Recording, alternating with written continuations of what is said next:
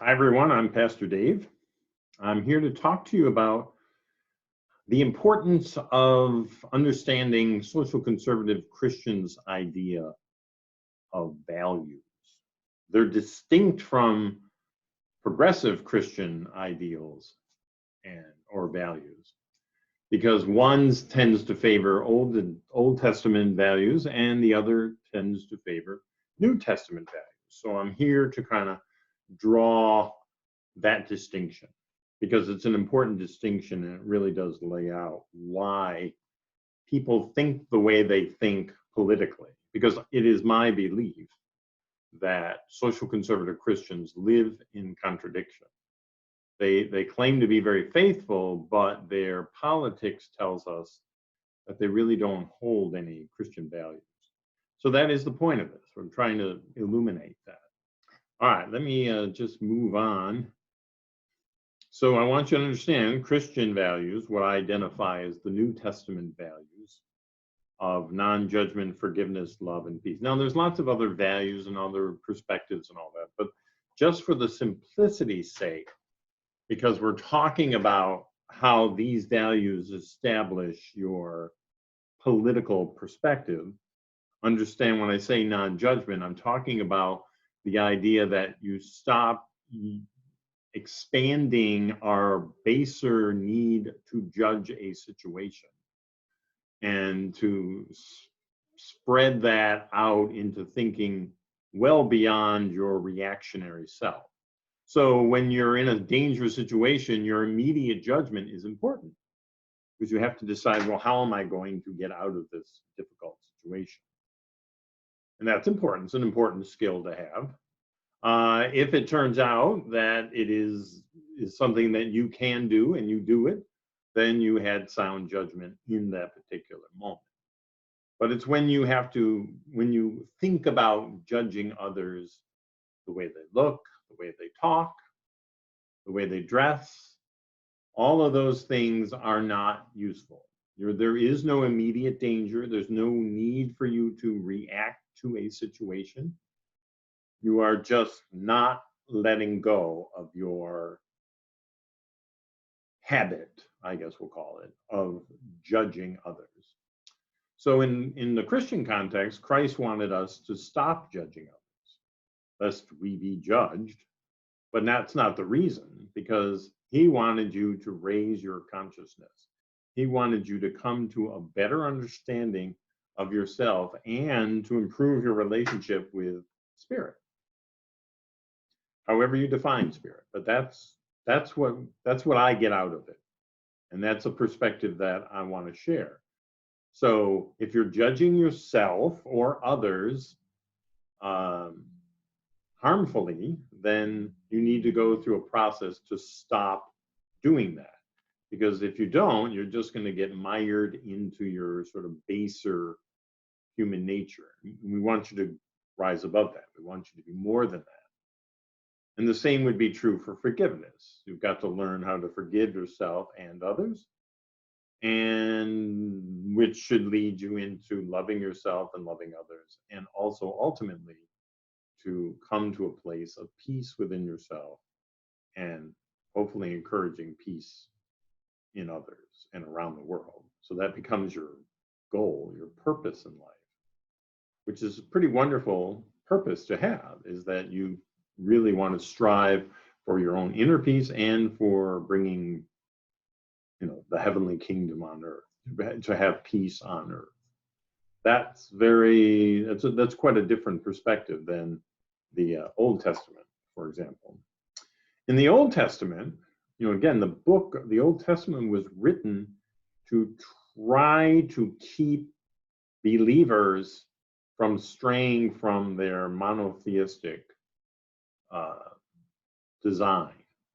So here we have books and stories, everything to try to get people to stay in the monotheistic fold, which would require that you obey, that you embrace what was written and told to you, and that you are to follow the commandments and the laws of God.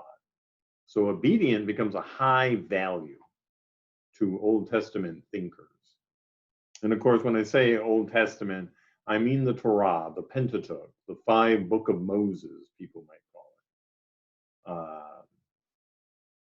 So in the Torah, then you have these 5 books, and they lay out all the rules that you need to follow. Not all of them, but a lot of them. And within those rules, you're encouraged or taught that you should avoid sinning. So that means you try to not commit any of the abominations that are outlined in these 5 books. And if you do, then you are going to invite condemnation from others, and it is expected that you condemn others as well, because you're trying to keep everybody in the fold. You're trying to say, okay, that's right, focus on the one true God. Don't go believing in animals or the idea of polytheism. No, you're supposed to stay here in the monotheistic fold. And understand that if you can't or don't, you will be subjected to severe punishment. In fact, if you were to read, most of the punishment is often to be put to death. So a number of the major sins, if you violate those sins, death was pretty typical. That was what was expected. So knowing that death was the punishment, people lived in fear. They knew that, oh my God, we can't stray outside this thinking, otherwise we will be punished severely and possibly put to death. So that is what it means to live in the fear of God and others, because others are ready to condemn you, so you stay on the straight and narrow. So that's where I've decided that, okay, fear is, I don't think, necessarily a good thing. It is in the instinctual part of our existence. You know, when you're in danger, much like judgment comes to serve us in the immediacy of some kind of dangerous situation, the same is true for fear. So if you are living in fear because you are living in the moment of danger, that's fine. But when you live in fear outside of any immediate danger, and that you just continue to embrace fear as if fear itself is of value, then things change, because then it becomes clear to me why it is social conservative Christians embrace the politics that they do, and it's because of how they value fear. Fear is a fundamental structure within the Old Testament or the Torah. So within these kind of understandings of what a person is supposed to do, they either follow the rules or they get punished. And that can set in fear. So then that's why fear becomes a good thing, because if you're in awe of God, if you're in fear of God, then you're going to do what is written to be the way you're supposed to live. So that is really the only way. Obedience is important, of course, as a value, but ultimately it is the fear that holds you in place. Romans ruled by fear.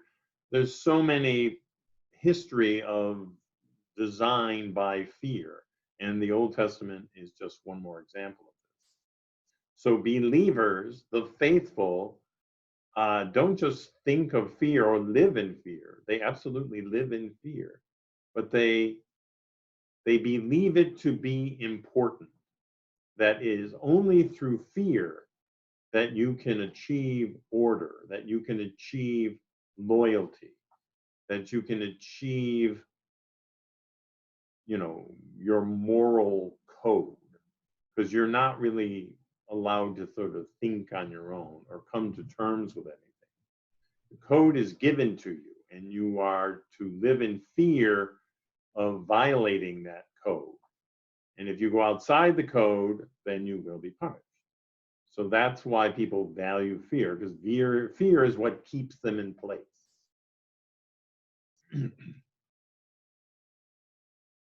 All right, So to me, that's not valuable. To live in fear, to embrace fear, to dictate everything that you think based on fear is, first of all, not very Christian. It's not what Christ wanted you. Christ wanted you to rise above your fear. He wanted to help you overcome your fear. And that's why the Christian values of non-judgment, forgiveness, love, and ultimately peace were put forth. These were the steps that you take, and they are progressive steps. You start with non-judgment, then you move on to forgiveness, then you move on to love, then you move on to peace so that you can achieve inner peace. Inner peace means you're not living in fear. Inner peace means that you have this deep connection to spirit, and you don't have to live by the fear of God. You have this one relationship with spirit. So when social conservative Christians embrace fear and feel that is the only value they need to embrace, then I'd have to challenge them to say, well, you're not really living in Christ. You're not really living by what Jesus hoped we would live by. And that's a problem. Because when you live in fear and you embrace fear, then all of your politics is going to be based on fear. And you can just pick any issue, and that means the social conservative Christian is going to line up on the side of fear, and the progressive Christian is going to line up on the side of love and peace. And with that, you can go through any issue you want, and you can reveal the inner motivation of what a social conservative Christian is thinking. And it doesn't matter. I mean, we'll just take abortion because it's a major issue to the social conservative. They come from this perspective from fear. They value fear, they insist on fear, and that anybody who goes against the rule that thou shalt not kill should be put to death, ironically. But that's the oddity of that, is that you are supposedly pro-life, but understand that social conservatives are not pro-life at all. They are anti-abortionists. They are against you breaking a commandment. They don't want you to break a commandment. You are not allowed to kill. And if you do, you will be killed. I mean, from a Christian mind, that sounds incredibly hypocritical as it is. I mean, it's just a twisted way of thinking. But given that, okay, if somebody just obeys the rules and they won't get killed, then in that sense, you know, they don't really want people to die. They just want them to follow the rules. But nonetheless, they are expecting that the fear of death or the fear of punishment will keep people from breaking the rule of abortion. Now, from a Christian value perspective, this doesn't make any sense at all. It's one thing to be an anti-abortionist and that you don't want anyone to break the rule. But it's another thing altogether to be pro-life. And from only Christians who have Christian value-based thinking can do this. Because pro-life is a very broad and general principle that you can apply to almost any issue. Whereas anti-abortionists just have this narrow perspective, fear. You violate the rule of thou shalt not kill, you should be punished, period. The pro-lifer, the progressive Christian, is far more nuanced than that. They can be pro-life, but it has to be in a pro-choice environment because that way they can really show compassion. And I don't mean like these, there are some organizations that are social conservative organizations that try to keep women from aborting their baby until the time that it becomes illegal. That's not the compassionate heart of a Christian. That's just manipulating people's guilt so that they can get to the point where the fear of breaking the law will deter them from killing the child, an unborn child in this case. That is completely without Christian compassion. So the pro-lifer, on the other hand, sees the life of the mother and has compassion for the mother, sees the life of the unborn baby and has compassion for the baby, and then can fast forward a little bit to imagine what life would be like for the newborn and has compassion for the newborn as well. And so this is a far broader approach to dealing with the pro-life issue. You don't have to be personally pro-life, but you do have to allow a pro-choice environment so that you can really use the love of Christ in your life to move people to choose life, and choosing the life for the mother so that the mother feels like she can actually raise her child.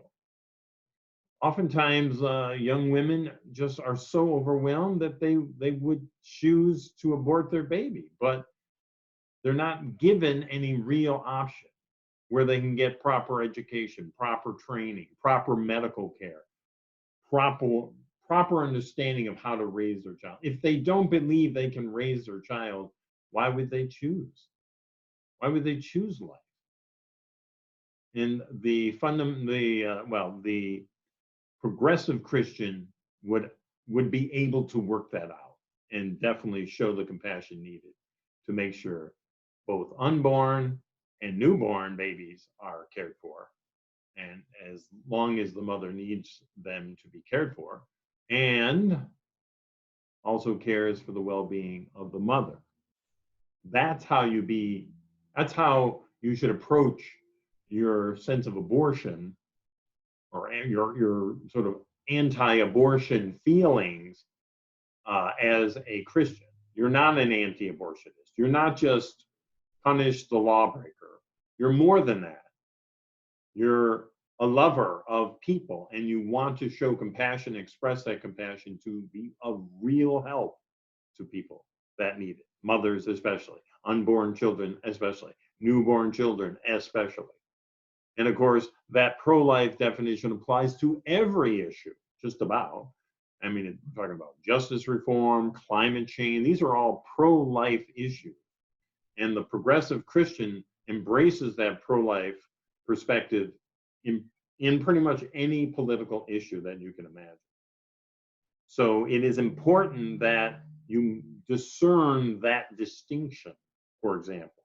And just by listening to me, and I'd love to talk about this. This is something where we can explore this, and hopefully people will come to an understanding that there is a difference between just following the rules and discerning truth. And as a progressive pastor, I am trying to encourage you to embrace truth and to let go of the fear of breaking rules as your definition of being faithful. Because it really turns out that you're not well developed enough in your spirit to even understand what Christ wanted from you in the sense of compassion. So these are important. And when you can discern truth, you're going to be less vulnerable to a variety of things, including, conspiratorial thinking and misinformation. Let me just sort of press forward here. Remember, if conspiratorial thinking is presented to you, or there's some kind of conspiracy that you're drawn into, the reason why you're drawn into it is because you value fear. And those that promote conspiracies, they know that. They understand that you live by fear, because they do too. They get fear. They live by it. They love fear.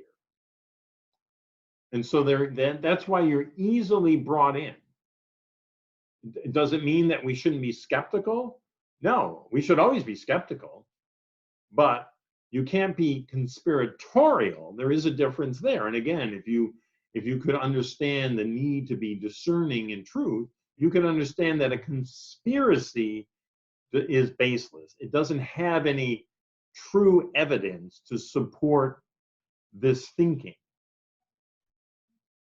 like conspiratorial thinking that the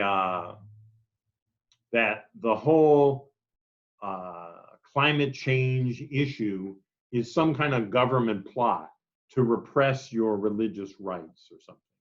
That's a conspiracy thinking.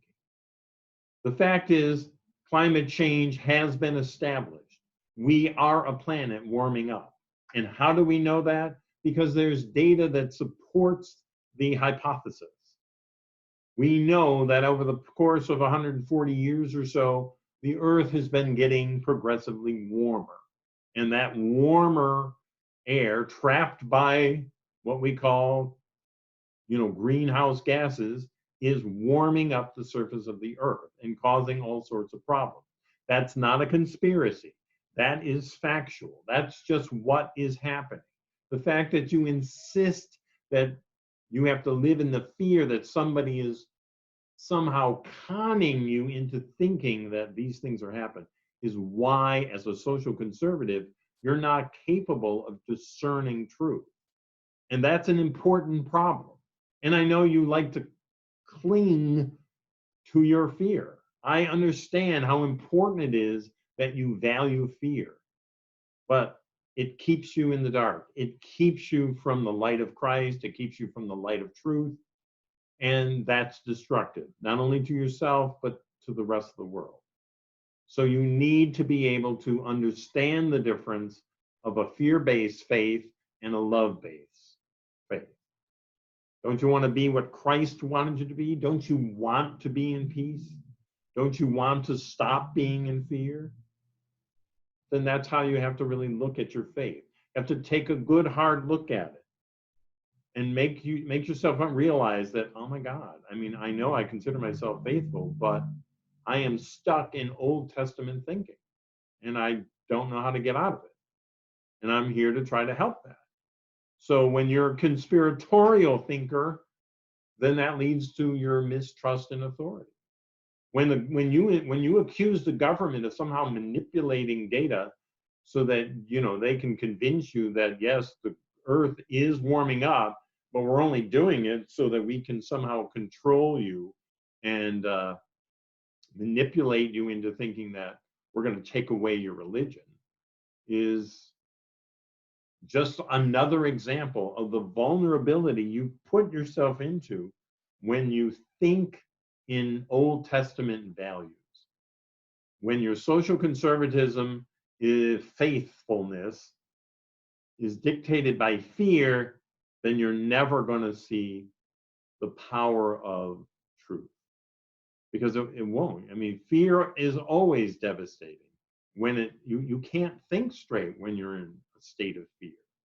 And it is not good for you to embrace fear as if it is valuable, as if it is what God would want. Because Christ didn't want that.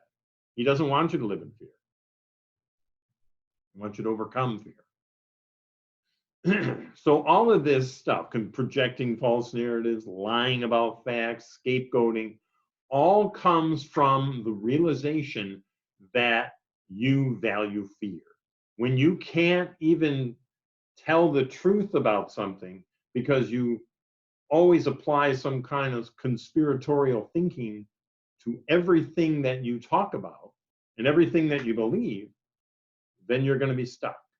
You're going to end up being part of the problem. You're going to end up falsifying information, even though you may not be intending and you actually think of yourself as a good person who doesn't lie. We know you like to obey the rules, but your mistrust in authority and your conspiratorial thinking, your need to believe that fear is what gives you enlightenment, is exactly the thing that's keeping you in the dark. That's exactly why you can't see your way out and see your way towards more progressive thinking, or the more progressive minded Christian thinking of Christ, for one, and from just progressive Christians around the world. They don't lie about facts because they want truth. You lie about facts because you live in fear. You want to scapegoat others because you live in fear. These are not good things to embrace, and yet you do this all the time because it's your core value. Fear is what you believe to be a gift from God. It is only through fear that you can, give honor to God, that you can have your relationship with God. But understand, your relationship with God is you obey the rules or you get punished. And I have to live in fear, so I make sure I obey the rules. Because if I don't obey the rules, I will get punished. And that narrow-minded thinking is what's killing you. It's what's denying you the real light of Christ that you supposedly value in your life. And I know this will all be offensive to you, and of course you'll call me the devil, and of course, and that's all that part of that conspiratorial thinking. So, I mean, that's the best I can do is try to just give my insight about this. And I understand your pastors would definitely freak out over this kind of thinking. But if you really are honest with yourself, you could see the truth of it in it. You could feel the truth.